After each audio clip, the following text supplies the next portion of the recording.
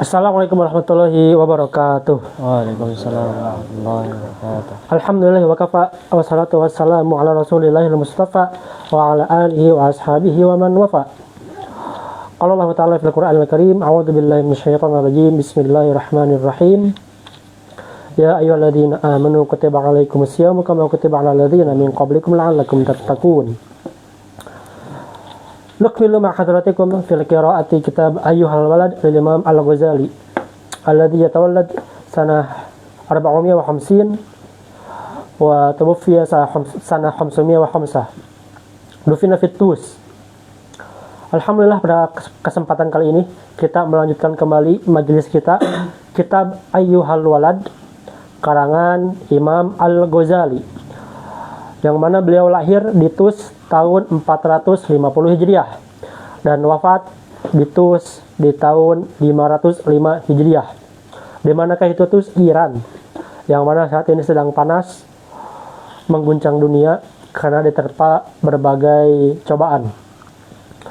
Nah, semoga Allah menjadikan peristiwa ini sebagai satu momentum untuk terjadinya perdamaian di atas dunia. Kitab Ayyuhal Walad, sebagaimana kita tahu, adalah kitab yang ditulis berdasarkan pertanyaan curhat dari seorang murid Imam Al-Ghazali, yang mana murid ini mengalami kegalauan, mengalami overthinking tentang masa-masanya, padahal dia sudah menjadi seorang syekh, padahal dia sudah menjadi seorang ulama. Tetapi meskipun demikian, kegalauan, kegundahan, dilema selalu menghampiri setiap insan. Salah satunya adalah murid Imam Al-Ghazali. Sehingga murid ini mengadu kepada Imam Al-Ghazali untuk meminta nasihat, meminta petuah, dan meminta petunjuk.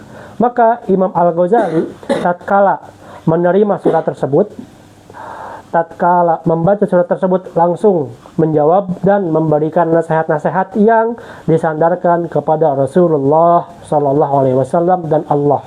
Karena nasihat yang terbaik adalah nasihat yang berasal dari Al-Quran dan Sunnah. Nasihat yang terbaik adalah nasihat yang berasal dari orang yang paling dekat dengan Allah Subhanahu Wa Taala. Dialah Rasulullah Shallallahu Alaihi Wasallam.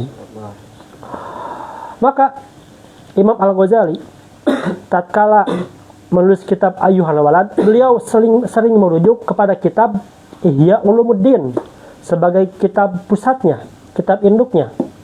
Maka di kitab Ihya Ulumuddin ini juga Imam Al-Ghazali menuliskan satu kitab yang begitu indah, satu kitab yang singkat, tetapi kita akan membuka mata hati kita, akan membuka pemikiran kita. Apa itu? Kitab As-Saum, yang mana dalam kitab ini, bab saum ini, Imam Al-Ghazali menuliskan bukan hanya saum yang bersifat syariah, yang bersifat zahir, tetapi saum yang bersifat batin. Maka dalam kitabnya bab Asraris Saum, Imam Al-Ghazali menuliskan bahwasanya orang-orang saum ini, jenis-jenis saum ini terbagi kepada 3 tingkatan. Tingkatan yang pertama, saum awam.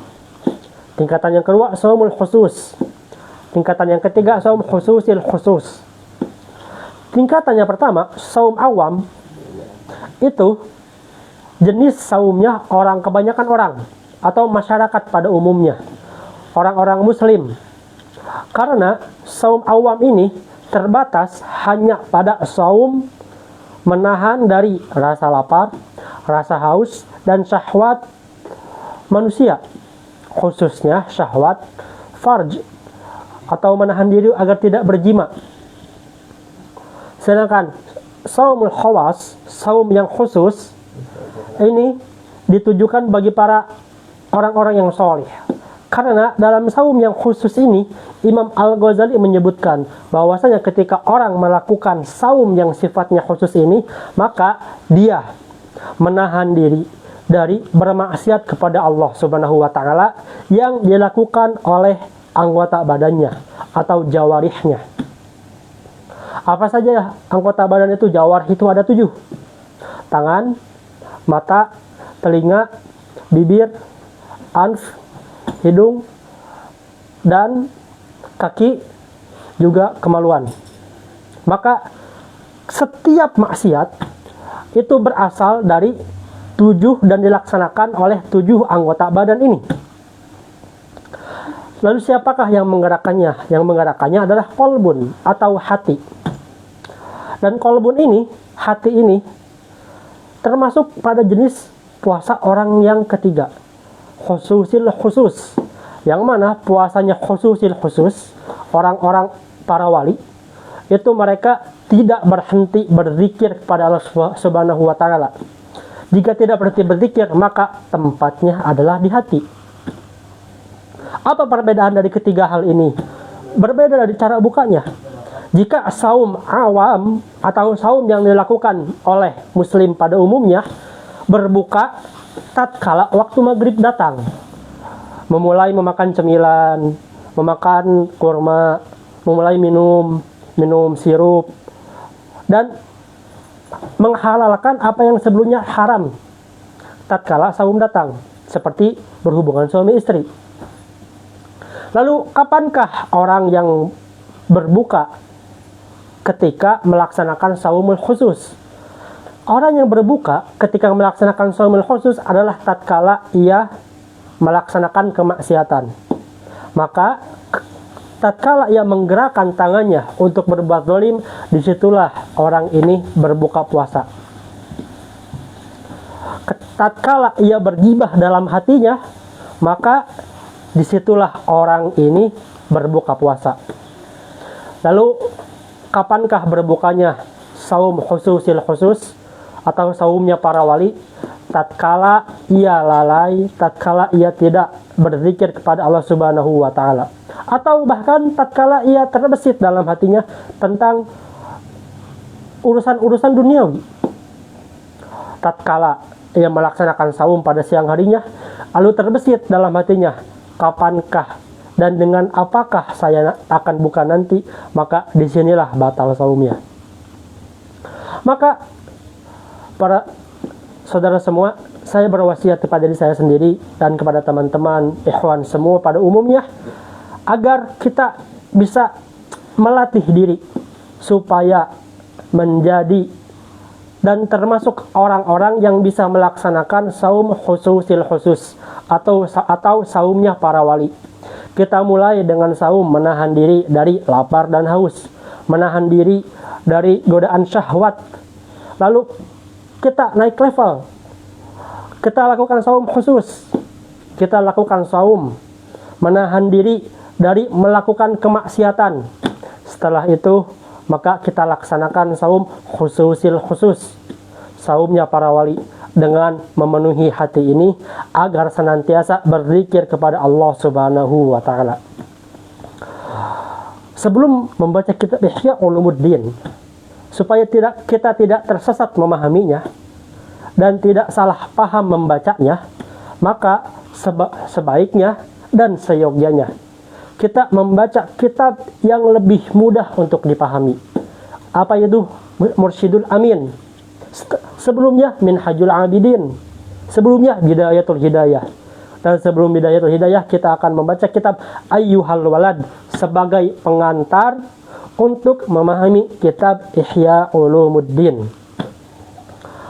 Kitab Ayyuhal Walad telah kita coba pahami berkali-kali dan alhamdulillah kita telah sampai ke pertengahan. Kita telah sampai di mana? Wa'alam analisan al-mutlaq Wa'alam analisan al-mutlaq wal qalbal mutlaq.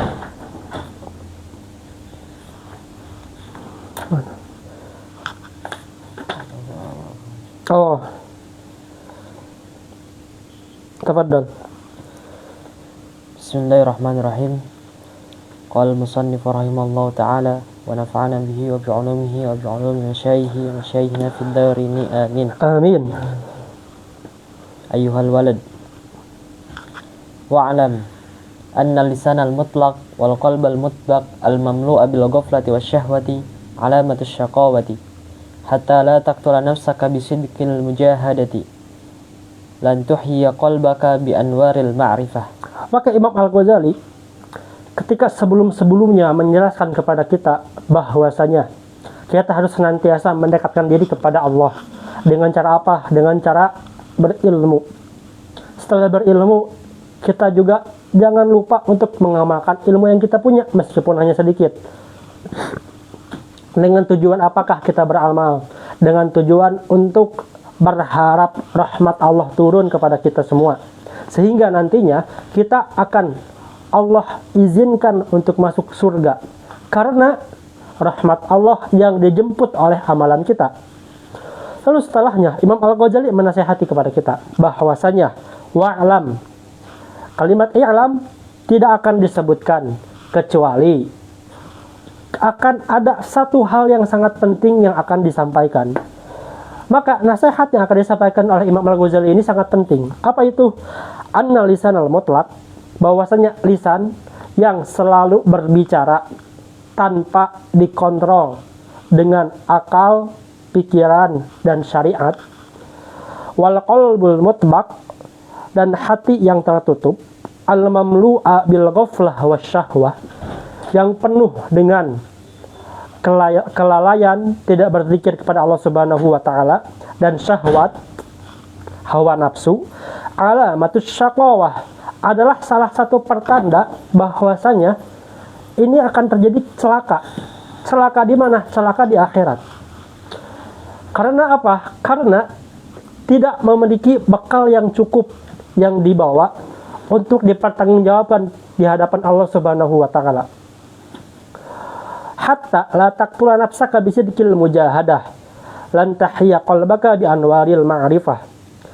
Karena lisan yang mutlak tadi, yang berbicara semaunya, tanpa dikontrol, tanpa sesuai dengan syariat, diiringi dengan hati yang tertutup sehingga nasihat itu tidak bisa masuk, maka akan membunuh dirinya sendiri. Dengan apa? Bisa dikil mujahadah. Karena ada orang yang menasehati dengan sungguh-sungguh tapi tidak diterima. Maka orang-orang seperti ini yang hatinya sudah tertutup, lan tahya qalbaka bi anwaril ma'rifah, maka tidak akan pernah hidup hati ini dengan cahaya-cahaya keilmuan, dengan barokahnya, dengan masuknya rahmat Allah Subhanahu wa taala lewat ilmu.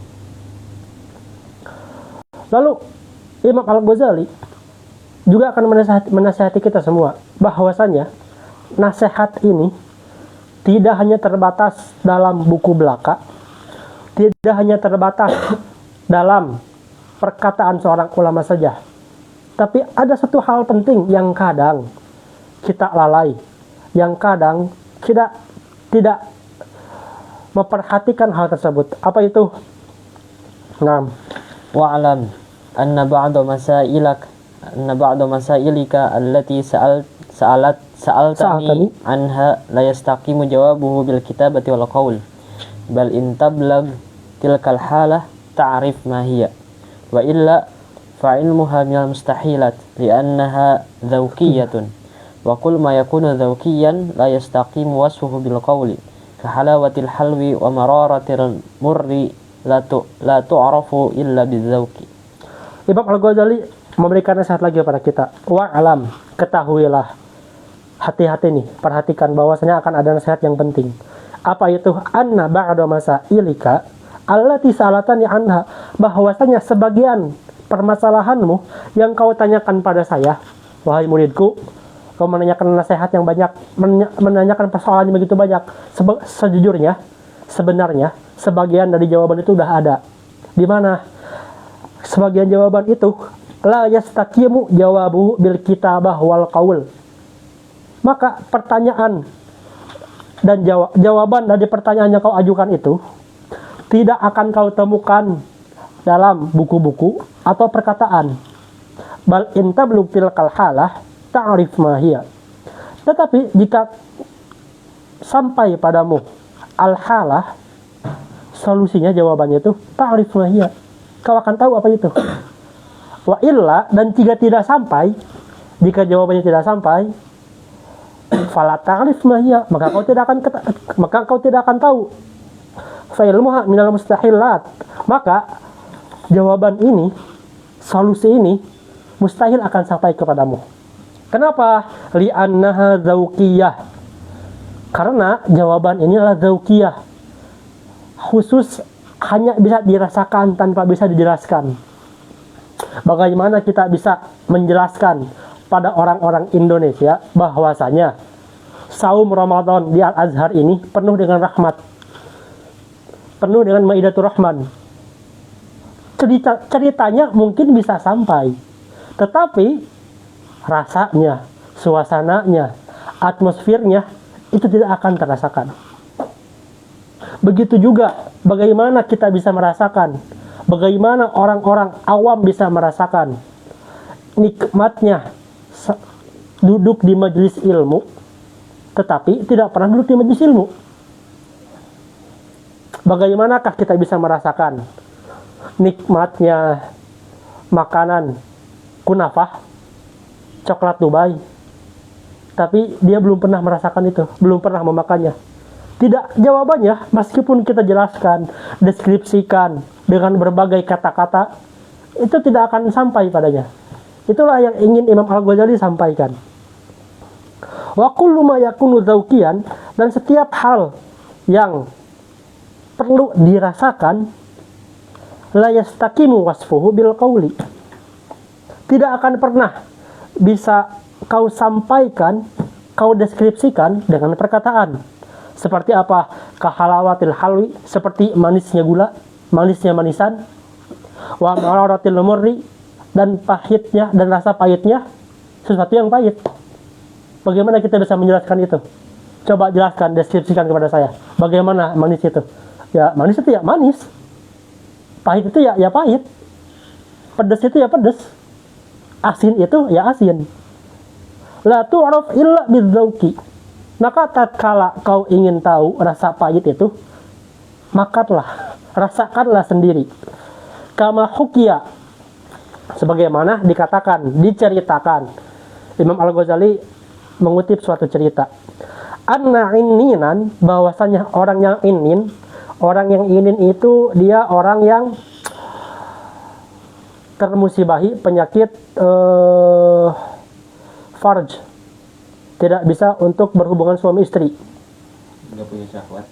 tidak impotensi, kurang lebih seperti itu. Nah, seorang inin ini dia penasaran pada satu hal, apa itu, sehingga dia menulis surat pada temannya. Kataba ila sahibihi lahu, arifni, saya ingin tahu, deskripsikan pada saya, buat saya tahu, katanya, lazzatul mujama'ah, bagaimana nikmatnya jima, katanya, bagaimana nikmatnya hubungan suatu istri. Kaifa takunu, bagaimanakah itu? Fakataba fi jawabihi, maka teman dari seorang inin ini menjawab, ya fulan, wahai babaturan, wahai temanku, inni kuntu hasibtuka inninan faqat, saya kira penyakit yang kamu derita itu cuma inin. Wal'an araftu annaka inninun wa ahmak. Tapi tatkala saya membaca surat ini, sekarang saya tahu bahwa saja engkau bukan hanya inin, tapi ahmak juga. Tapi jadi orang yang bodoh juga. Kenapa? Li'anna hadhil ladzah dzauqiyah.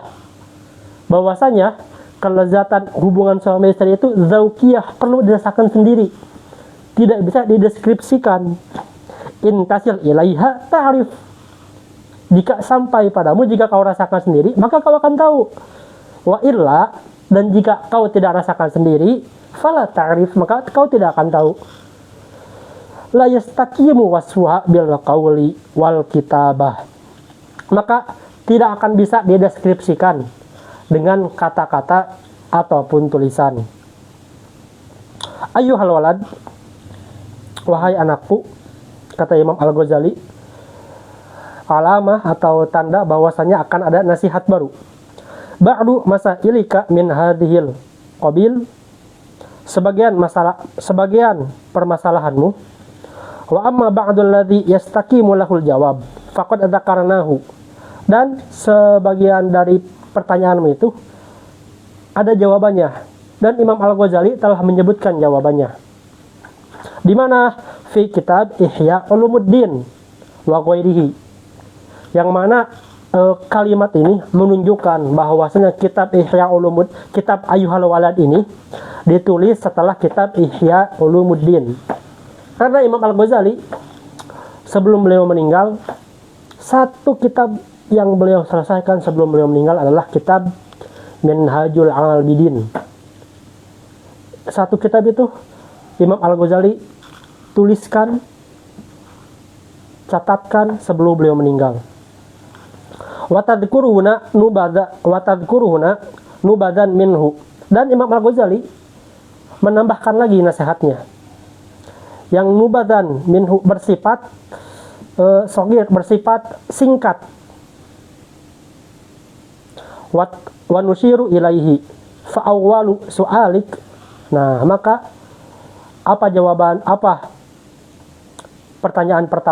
persoalan pertama yang ditangkap oleh Imam Al-Ghazali ketika membaca kitab atau surat dari anaknya ini. Qad sa'alatani 'anis saliki ma wajaba 'alaihi. Bahwasanya engkau pernah bertanya padaku, anis saliki, tentang orang yang menuntut ilmu, atau tentang orang yang berjalan untuk mendekatkan diri kepada Allah Subhanahu wa taala. Karena orang yang menuntut ilmu, mendekatkan diri kepada Allah Subhanahu wa taala, itu seakan-akan sedang berjalan pada satu perjalanan untuk mendekatkan diri kepada Allah. Oleh karena itu, dalam hadis Nabi Muhammad SAW, man salaka tariqan yaltamisu fihi ilman sahalallahu lahu tariqan ilal jannah ka'anna salik huwa yasluk fit tariq. Lalu, apakah yang perlu dipelajari oleh seorang salik ini, oleh orang yang ingin mendekatkan diri kepada Allah ini? Fanaqulu qad wajaba 'ala salik arba'atu umurin. Maka Imam Al-Ghazali berkata bahwasanya apa yang diwajibkan, yang harus dimiliki oleh seorang salik itu ada 4. Arba'atu umurin. Awalul amri, yang pertama, i'tiqadun sahihun, akidah yang lurus, akidah yang sesuai, yang meyakini bahwasanya Allah Subhanahu wa taala adalah Tuhan satu-satunya, tiada Tuhan selainnya, dan Nabi Muhammad SAW adalah Rasulnya, dan yang melaksanakan sholat 5 waktu, melaksanakan saum Ramadan, menunaikan zakat fitri, dan melaksanakan haji bagi mereka yang mampu. La yakunu fihi bid'ah. Tidak ada kesalahan, kecacatan dalam akidah itu. Karena ada sebagian yang meyakini bahwasanya Allah itu adalah seperti makhluknya. Maka mendeskripsikan Allah dengan sifat makhluk. Padahal hal ini adalah hal yang kurang tepat. Karena Allah itu mukhalafatul lil khalqi, berbeda dengan makhluknya. Maka tatkala memikirkan tentang zat Allah, yang perlu difikirkan hanyalah satu, bahwasanya annahu mawjud, bahwasanya Allah itu ada. Selepas dari sana, kita tidak bisa untuk memikirkan zat Allah, seperti apakah rupanya dan lain sebagainya. Kenapa? Karena Allah berbeda dengan makhluknya. Kita tidak mempunyai referensi untuk bisa merujuk ke sana. Wasani, hal yang kedua, taubatun nasuhun, taubat nasuha, la tarji'u ba'dahu illa zallah. Yang mana taubat nasuha ini memiliki satu sifat yang penting. Ketika bertobat, tidak kembali untuk maksiat. Ketika bertobat, tidak kembali untuk maksiat. Lalu bagaimana jika maksiat lagi? Bertobat lagi. Jangan berputus asa kepada Allah Subhanahu wa taala, dan niatkan, tekadkan untuk meninggalkan maksiat ini sepenuhnya. Meskipun terkadang terulangi lagi, tapi taubat lagi, tekadkan lagi. Kenapa? Karena insya Allah kita berharap kepada Allah Subhanahu wa taala, dengan tekad kita dan niat yang kuat, Allah turunkan rahmat dan menolong kita untuk bertaubat. Jangan sampai tatkala kita bermaksiat dengan terang-terangan, bahkan memamerkannya, melakukannya dengan bangga. Tatkala seorang hamba sudah bermaksiat dengan terang-terangan, dipamerkan, dibangga-banggakan, bahkan mencari nafkah dari hal tersebut, maka rahmat Allah sulit untuk turun di sana. Karena hatinya telah tertutup. Pintu hatinya telah tertutup. Oleh siapa? Oleh dirinya sendiri. Dengan apa? Dengan bermaksiat secara terang-terangan. Maka rasa penyesalan itu mungkin akan sulit datang dibanding mereka yang berbuat salah, bertobat, bertekad kuat, berbuat salah lagi, bertobat lagi. Yang ketiga, istirdaul husum hatta la yabqa li ahadin 'alaika haqqun. Istirda, meminta keridhaan, al-husum, untuk menghindari perdebatan yang tidak berfaedah. Atau radul madzalim, merespon orang-orang yang berbuat zalim. Jika tidak bisa khuruj minhu, maka keluar dari itu. Maka tatkala kita melihat kemungkaran, kezaliman, kita coba untuk merubahnya. Tetapi jika tidak bisa, kita berlepas diri darinya. Jangan sampai, hati-hati. Kita membersamainya. Kita duduk di tempat yang penuh kezaliman itu. Maka seakan-akan kita setuju dengan kezaliman itu. Dibuktikan bahwasanya ketika seseorang bergibah dan ada temannya yang dia mendengarkan, maka keduanya berdosa. Orang yang bergibah dan orang yang mendengarkan gibah. Tetapi jika yang mendengarkan ini dia pergi dari tempat gibah itu, maka dosanya hilang. Dosa gibahnya tidak ada. Lebih baiknya kita coba alihkan pembicaraannya dari yang sebelumnya gibah menjadi zikir. Tapi jika tidak bisa, kita pergi dari sana. Hatta la yabqa li ahadin 'alaika haqqun, sampai engkau tidak mencederai hak seorang hamba. La yabqa, tidak tersisa, li ahadin, salah seorang, 'alaika, padamu, haknya. Jadi jangan sampai kita bermuamalah, berinteraksi dengan orang dengan cara yang zalim sampai mengambil hak-haknya. Karena nanti ini akan dipertanggungjawabkan di akhirat nanti. Bukankah Imam Al-Ghazali telah menasihati kita bahwasanya jangan sampai menjadi seorang yang muflis, seorang yang bangkrut. Siapakah orang yang bangkrut itu? Bukan orang yang tidak mempunyai harta benda di dunia, tetapi ketika nanti di akhirat dia datang dengan segunung amal soleh, tetapi karena dia bermuamalah dan berinteraksi dengan sesama hamba dengan cara yang zalim, mengambil hak-haknya, maka segala hal kebaikan yang dia punya diambil oleh orang yang dizalimi, diambil oleh korbannya. Ketika kebaikannya sudah habis, maka dosa korbannya dipindahkan. Ketika hal ini sudah terjadi, maka tidak ada lagi tempat yang bisa menolongnya. Kenapa? Karena waktu untuk beramal, waktu untuk menanam, waktu untuk menabung telah habis. Berbeda halnya ketika kita berada di dunia. Datang ke Al-Azhar, merasa diri ini tertinggal, maka kita bisa mengejar hal tersebut. Yang paling penting adalah garis start kita ada di mana. Tetapi tatkala kita sudah di penghakiman, di akhirat, bekal sudah habis, segala yang dikumpulkan telah habis, dan masih dimintai pertanggungjawaban, dimintai kompensasi, maka bagaimanakah kita akan bisa masuk surga jika kita sering berinteraksi dengan hal yang zalim, dengan hal yang tidak disukai oleh Allah Subhanahu wa taala.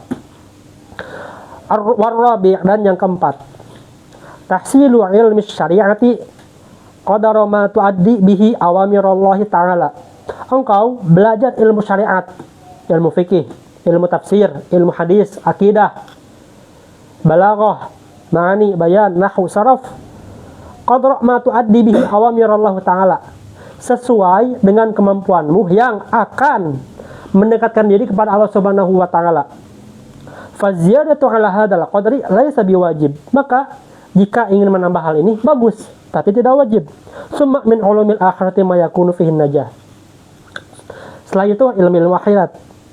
Kenapa ini menjadi penting? Karena tatkala seorang hamba itu belajar ilmu syariat, maka dia akan mengenal Allah, akan mengenal bagaimana cara beribadah kepada Allah Subhanahu wa taala. Maka catat kaidah ini. Allahu la yu'bad bil jahalah. Bahwasanya Allah itu tidak disembah dengan kebodohan. Harus dengan ilmu. Maka tatkala puasa kita mempelajari fikih puasa. Bagaimanakah puasa itu? Apa definisinya? Apa rukun-rukunnya? Apa syaratnya? Lalu ada apa saja? Kapankah puasa itu disyariatkan, diwajibkan? Apa hikmah di balik itu? Ada keistimewaan apa saja di dalam puasa? Apakah puasa kita sah atau tidak? Maka jangan sampai ada pemikiran bahwasanya orang yang haid boleh berpuasa. Kenapa? Karena Allah Subhanahu wa taala melarang hal tersebut. Salah satu rukun puasa adalah terlepas dari haid dan nifas. Mengapa demikian? Karena Allah Subhanahu wa taala memberitakan hal itu, maka hal inilah ta'abudiyah. Bentuk ibadah kita kepada Allah Subhanahu wa taala. Tidak ada kaitannya dengan apakah perempuan yang haid itu kuat puasa atau tidak. Tidak ada kaitannya dengan apakah haid ini bentuknya adalah takhfif sebagai keringanan yang Allah berikan atau tidak. Tetapi ini adalah ta'abudiyah, hal yang Allah perintahkan, maka kita sebagai hambanya seharusnya menjalankan itu sebagai bentuk ibadah kepada Allah Subhanahu wa taala. Begitu juga membaca Al-Qur'an. Jangan sampai membaca Al-Qur'an tetapi bacaannya tidak sesuai dengan apa yang diinginkan oleh Allah dan Rasulnya, sehingga membaca Al-Quran dengan qiraah yang syadz, membaca Al-Quran dengan qiraah yang tidak bisa dipertanggungjawabkan, membaca Al-Quran tanpa memelihara tajwid dan makharijul hurufnya, membaca Al-Quran tetapi lisannya begitu cepat sehingga makharijul huruf dan tajwidnya diabaikan. Begitu juga dengan sholat. Jangan sampai sholat subuh 4 rakaat, sholat zuhur 2 rakaat. Tetapi ini semua harus dengan ilmu. Itu bagian yang wajib. Tetapi setiap orang pasti memiliki profesi yang berbeda. Maka seorang pedagang seyogyanya mempelajari fikih perdagangan, fikih muamalat dagang. Supaya apa? Supaya apa yang ia lakukan sesuai dengan apa yang Allah inginkan. Sehingga jika hal tersebut dilakukan, rahmat Allah turun. Menghindari hal-hal yang haram. Sehingga akadnya sesuai dengan apa yang Allah perintahkan. Lalu Imam Al-Ghazali juga menceritakan lagi satu kisah, yang mana kisah ini begitu luar biasa. Hukiya, bahwa diceritakan bahwasanya anak Shibli, bahwasanya Imam Ash-Shibli, beliau memilikinya Abu Bakar. Namanya adalah Ja'far bin Yunus. Dan Imam Shibli ini adalah salah satu murid dari Imam Junaid Al-Baghdadi. Imam Shibli ini terkenal akan ibadahnya dan zuhudnya, sehingga beliau ini dikenal orang yang sedikit tidurnya. Lalu ditanya, Imam Shibli, kenapa engkau sedikit tidur? Lalu Imam Shibli berkata bahwasanya man nama ghafala, man ghafala hajaba. Man nama, siapa orang yang tidur, ghafala, maka dia akan termasuk orang yang lalai. Dan jika ia termasuk orang yang lalai, maka ia akan tertutup, terhijab dari rahmat Allah Subhanahu wa taala. Maka Imam Asy-Syibli ini mencoba untuk memaksimalkan waktu yang ia punya sampai terkenal akan tidurnya yang sedikit. Imam Asy-Syibli meninggal di tahun 334 Hijriah, hari Jumat di bulan Zulhijjah, yang mana pada saat itu beliau berumur 78 tahun. Dan selama hidupnya Imam Asy-Syibli ini menjadi salah satu orang yang mempunyai guru yang banyak. Maka Imam Al-Ghazali di sini menuliskan, An-Asy-Syibli rahimallahu taala khadima 400 ustadzin, berkhidmah dalam artian melayani seorang ulama, melayani seorang ustadz. Berapa? 400 orang ustadz. Artinya Imam Asy-Syibli ini bertemu dengan ustadz yang banyak dan beristifadah atau mengambil ilmu dari berbagai ustadz.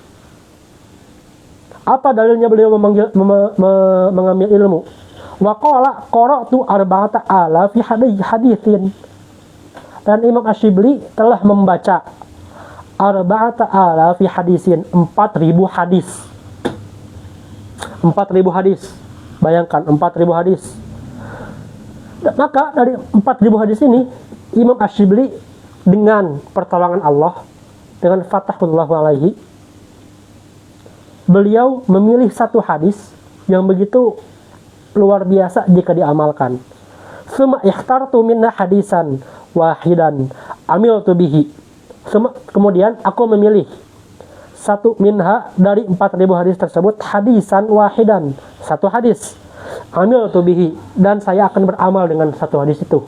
Saya beramal dengan satu hadis itu. Wa khallaitu ma siwahu, dan saya tinggalkan selain dari hadis ini. Artinya 3.999 hadis dia tinggalkan dan beliau amalkan satu hadis. Saking satu hadis ini memiliki nilai yang luar biasa dan memiliki amalan atau pesan yang jika diamalkan itu mencakup semuanya. Kenapa? Li'anni ta'ammaltu fawajadtu kholasi wa najati fihi. Karena sesungguhnya aku ta'ammaltu, fakkartu, berpikir, merenungi, setelah berkompletasi, fawajadtu, maka saya menemukan kholasi wa najati fihi, bahwasanya ketika nanti ke akhirat ditanya oleh Allah Subhanahu wa taala, keselamatan saya itu ada dalam satu hadis tersebut. Wa kana ilmul awwalina wa akhirina kulluhu mundarijan fihi faktafaitu bihi. Dan sesungguhnya ilmu-ilmu yang lain itu, al-awwalin wal akhirin, kulluhu mundarijan fihi, seluruhnya terpusat ada di satu hadis itu. Faktafaitu bihi, maka saya mencukupkan diri supaya tidak berat-berat untuk mengamalkan satu hadis itu. Wadzalika, dan apakah hadis itu? Dzalika, bahwasanya hadis itu adalah anna Rasulullah sallallahu alaihi wasallam qala li ba'di ashabihi i'mal lidunyaka biqadri muqamika fiha wa'mal li akhiratika biqadri baqaika fiha wa'mal lillahi biqadri hajatika ilaihi wa'mal linnari biqadri sabrika 'alaiha. Bahwasanya Rasulullah sallallahu alaihi wasallam bersabda kepada sebagian dari sahabatnya, i'mal lidunyaka, berusahalah kamu, beramallah kamu, bekerjalah kamu untuk duniamu, biqadri maqamika fiha, sesuai dengan engkau akan tinggal berapa lama di dunia ini, biqadri qiyamika fiha, wa'amal li akhiratika, dan bekerjalah untuk akhiratmu, biqadri baqaika fiha, sesuai dengan apa yang kau inginkan, sesuai dengan apa yang akan kau tinggali di akhirat nanti, yang mana di akhirat nanti ini bersifatnya baqa, sifatnya adalah selamanya. Wa'amal lillahi, dan beramalah mendekatkan diri kepada Allah Subhanahu wa taala, berzikir kepada Allah Subhanahu wa taala biqadri hajatika ilaihi, sesuai dengan kebutuhanmu pada Allah Subhanahu wa taala. Wa'amal linnari, dan beramalah untuk menjauhi dari neraka biqadri sabarika alaiha, sesuai dengan kadar sabarmu atas neraka itu, atas api neraka itu. Maka jika seorang hamba mengetahui rahasia dari hadis ini, akan selamat di dunia dan di akhirat. Kenapa? Karena di nasihat yang pertama, i'mal di dunyaka, dia akan beramal, bersungguh-sungguh, bekerja keras, tetapi biqadri qiyamika fiha, sesuai dengan kadar ia akan tinggal di dunia. Maka segala yang ia kumpulkan di dunia tidak akan mati-matian. Kenapa? Karena setelah mati ada hal yang perlu disiapkan.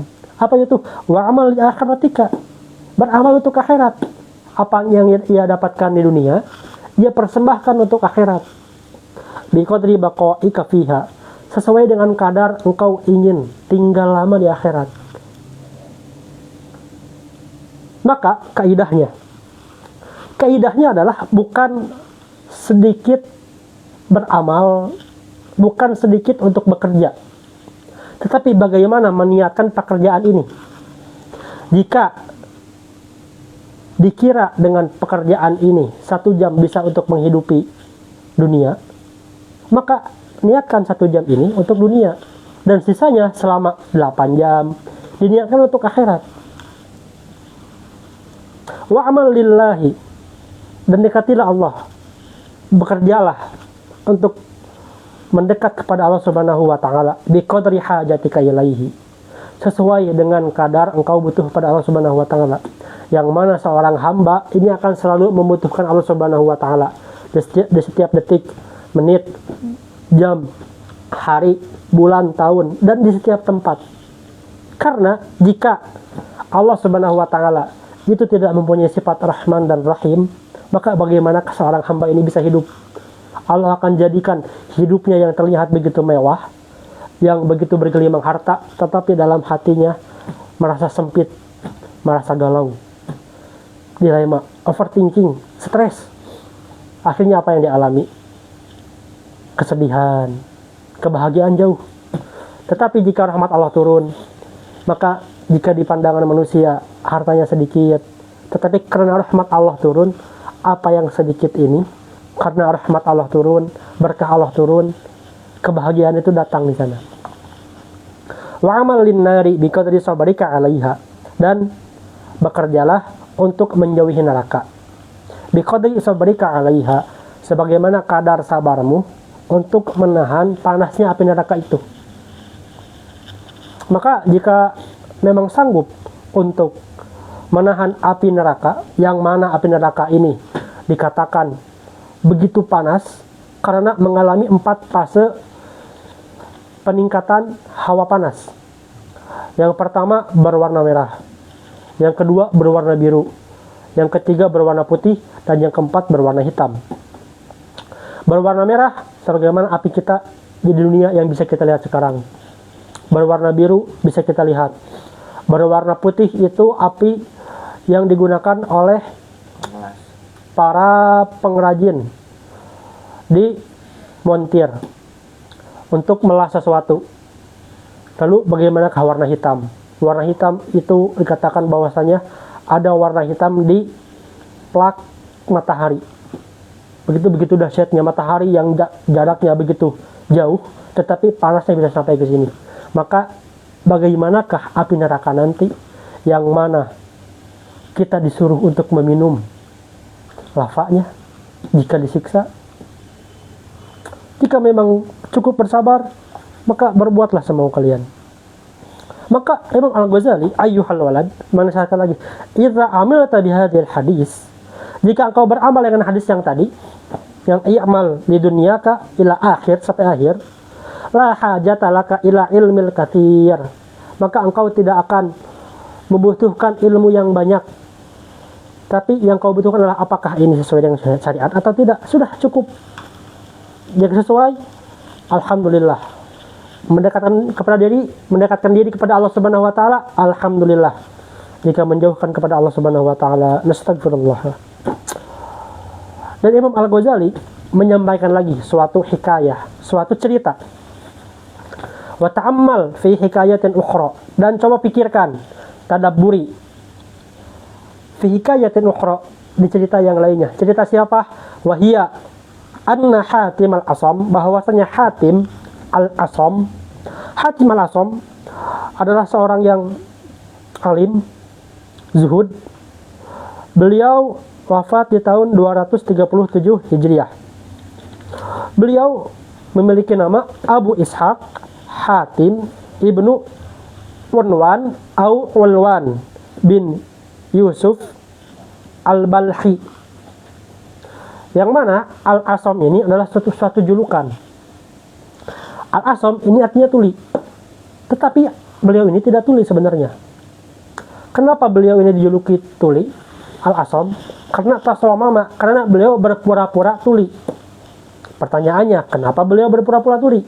Karena ada satu kisah bahwasanya pada satu waktu Imam Hatim ibnu Asam pernah ditanyai oleh seorang perempuan. Nah, ketika perempuan ini menanyakan sesuatu, perempuan ini mengeluarkan angin, bunyi angin. Perempuan ini kentut, yang mana ini membuat malu. Si perempuan tersebut merasa malu. Saya sedang menanya ke hadapan imam, lalu saya melakukan hal seperti ini, bagaimana mungkin gitu.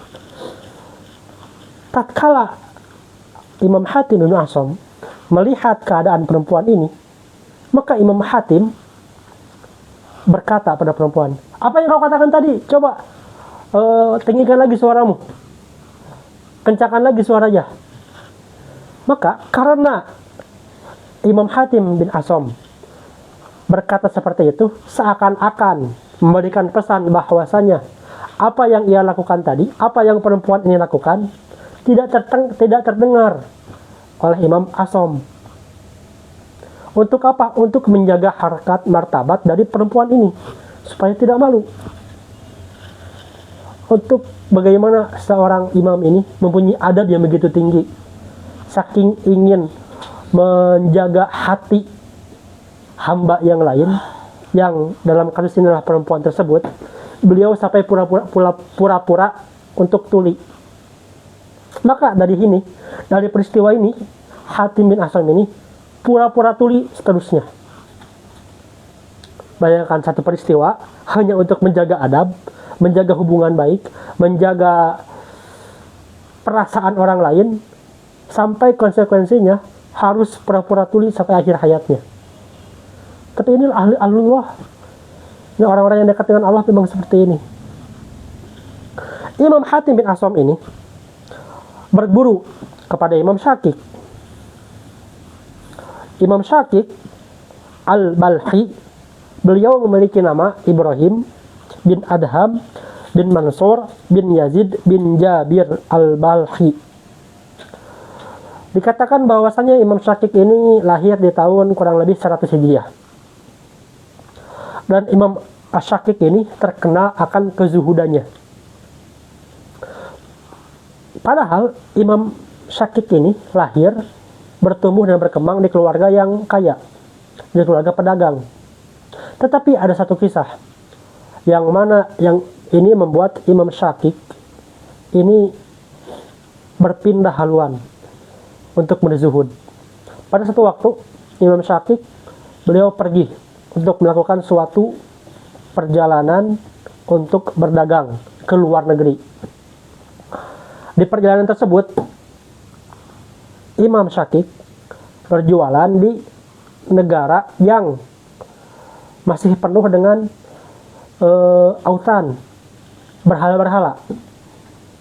Maka Imam Syakik melihat berhala itu dan melihat ada khodim, ada pembantu, petugas yang membersihkan berhala itu.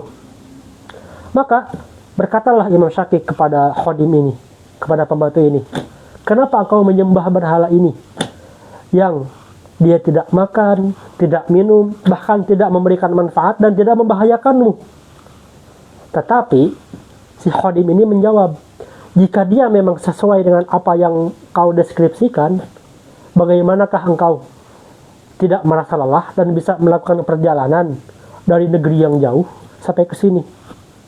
Maka dari sanalah, dari kisah inilah Imam Syakik mengubah pola pikirnya dan haluan hidupnya yang awalnya penuh dengan bergelimang harta, sehingga untuk berzuhud, meninggalkan harta tersebut dan beramal, bekerja, mencari nafkah dengan cara bertani ataupun sesuai segala hal yang penting kebutuhannya tercukupi.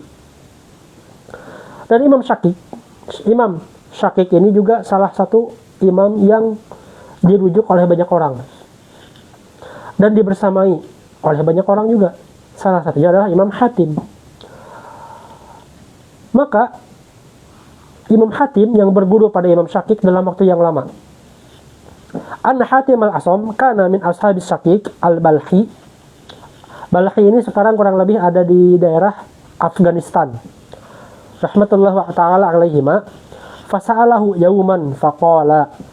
Imam Syakik bertanya pada Imam Hatim al-Asam yawman, pada suatu hari. Waqala, dan dia berkata, sahibatani munglu salasina sanah, engkau telah membersamaiku, telah bermulazamah padaku, munglu salasina sanah, selama 30 tahun. Ma hasiluka fiha, lalu apa hasilnya 30 tahun ini? Qala, Imam Hatim al-Asam menjawab, hasalatu samaniyata qawaid minal ilmi. Saya berhasil meringkas atau mendapatkan 8 hikmah, 8 faedah keilmuan. Apa itu? Wahia takfini minhu li'anni arju khalasi wa najati fiha. Ini karena dengan 8 kaidah tadi, 8 fawaid tadi, 8 pesan tadi, Imam Hatim merasa bahwasanya keselamatannya itu akan ada di dalam 8 fawaid tadi, 8 nasihat tadi. Apa itu? Nah, faqala Syakik, maka berkata Imam Syakik, mahia.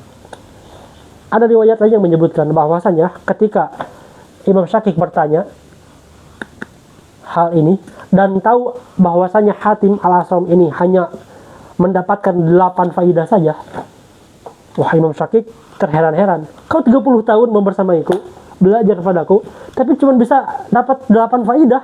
Terus apa maknanya selama 30 tahun ini? Lalu Imam Hatim menjawab, sabar, insya Allah, jika kau mendengar ini, kau akan tahu bahwasanya 8 faidah ini cukup dan akan ada keselamatan, menyelamatkan diri dari yaumul qiyamah. Apa itu? Insya Allah di pertemuan selanjutnya. Semoga kita bisa bertemu lagi di pertemuan selanjutnya, membahas kembali, mencoba mempelajari kitab Ayyuhal Walad, mendekatkan diri kepada Allah Subhanahu wa taala. Alhamdulillahirabbil alamin, hamdan syakirin, hamdan na'imin, hamdan yuwafi'u ni'amahu wa yukafi'u mazidah. Rabbana lakal hamd yanbaghi li jalalika wajhikal karim. Allahumma shalli ala Muhammad wa ala ali Muhammad. Allahumma ighfir lana wal muslimina wal muslimat wal mu'minina wal mu'minat al ahya'i minhum wal amwat. Allahumma faqihna fid din wa 'allimna ta'wil wa ziyadatan fil ilmi wal hilm. Allahumma taqabbal qiyamana wa sujudana wa ruku'ana. Allahumma ij'alna min ahli al-Qur'an wa la taj'alna min ahli tughyan. Allahumma nawwir qulubana wastur 'uyubana. Allahumma shfina washfi marḍal muslimin. Allahumma iftah lana futuhal 'arifin. Rabbana atina fid dunya hasanah wa fil akhirati hasanah wa qina adzabannar. Amin.